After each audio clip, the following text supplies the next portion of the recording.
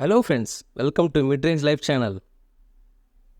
நம்ம சேனலில் middle class ஃபேமிலிஸில் நம்ம பண்ணுற ஒரு பேசிக் மிஸ்டேக் அண்ட் அதை மிஸ்டேக்கை சரி பண்ணுறது மூலமாக வர பெனிஃபிட்ஸையும் பார்க்க போகிறோம். வாங்க வீடியோக்குள்ளே போகலாம். பொதுவாகவே இந்த காலத்தில் ஒரு வீட்டில் கணவன் மனைவி இவங்க 2 பேருமே வேலைக்கு போகிறாங்க. அப்படி இருக்கும்போது அவங்க 2 பேரும் வாங்குகிற சம்பளத்துலேயும் சேர்த்து வைக்க முடியல அப்படின்னு சொல்லுவாங்க. ஆனால் அவங்க பண்ணுற சில பேசிக் மிஸ்டேக்ஸ் அவங்க அதை உணர்றதே கிடையாது. அதை பற்றி தான் நம்ம இன்றைக்கி வீடியோவில் பார்க்க போகிறோம். இப்போ நம்ம வீட்டில் ஆண் பெண் இவங்க வேலைக்கு போகிறவங்களாக இருக்கலாம், அவங்க மாத சம்பளம் வாங்குறவங்களாகவும் இருக்கலாம், தினக்கூலி வாங்குறவங்களாகவும் இருக்கலாம். யாராக இருந்தாலும் சேமித்த பணம் போக மிச்சம் இருக்கிற பணத்தில் தான் செலவே பண்ணணும். யூஸ்வலாக நம்ம என்ன பண்ணுறோம்னா, செலவு பண்ணிவிட்டு மிச்சம் ஏதாவது இருந்ததுன்னா பேருக்கு உண்டியில் சேர்த்து வைப்போம். அப்படி எதுவுமே பண்ணக்கூடாது.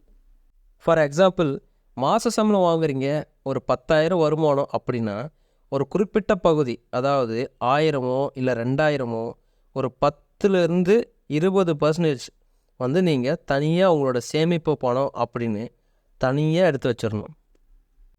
மிச்சம் இருக்க பணத்தில் உங்கள் வீட்டு வாடகை, உங்களோட மளிகை சாமான், குழந்தைங்க ஸ்கூல் ஃபீஸ், டியூஷன் ஃபீஸ், என்னென்ன செலவுகள் இருக்கோ அதுக்குள்ளே செலவில் பண்ண பார்க்கணும். அப்போ தான் நம்ம பணத்தை சேமித்து வைக்கவே முடியும்.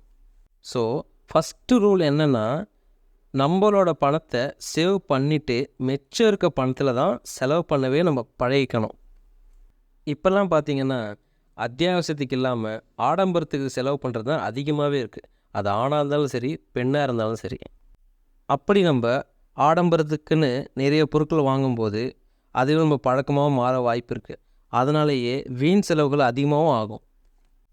அடுத்தது பார்த்திங்கன்னா, பெண்கள் ஆண்கள் இவங்க 2 பேரும் செய்கிற சில பேசிக் மிஸ்டேக்ஸ் நம்ம பார்க்கலாம். ஆண்கள் எப்போதுமே அதிகமாக வாட்சஸ், ஷூஸு, கூலர்ஸ், வேலெட்டு இந்த மாதிரியான பொருட்களை அதிகமாக வாங்கிட்டே இருப்பாங்க.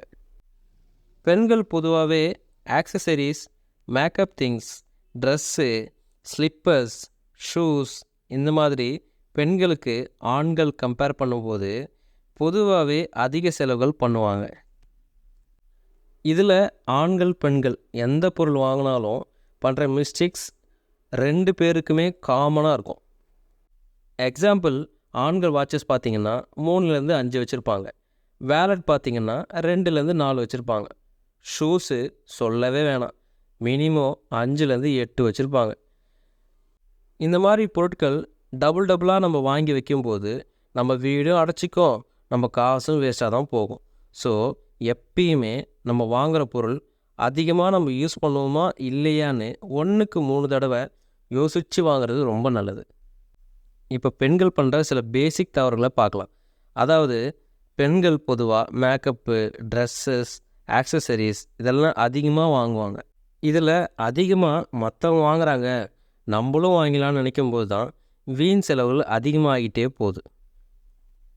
இந்த மாதிரி 1க்கு 2 வாங்கும்போது நம்மக்கிட்ட இதெல்லாம் இருக்குன்னு தோணுமே தவிர, நம்ம பணம் வீணாக போகுதேன்னு பெருசாக யோசிக்கிறதே கிடையாது.